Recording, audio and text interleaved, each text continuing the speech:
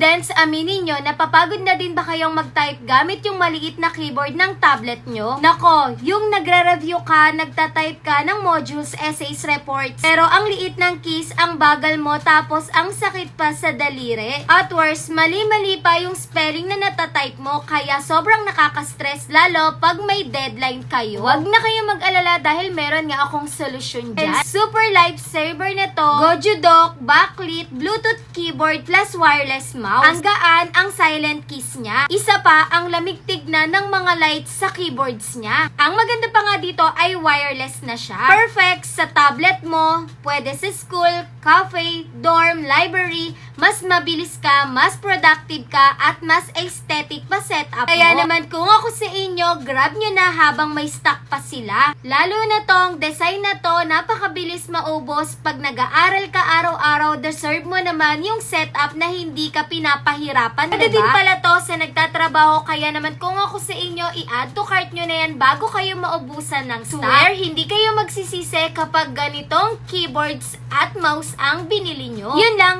thanks for watching, bye-bye!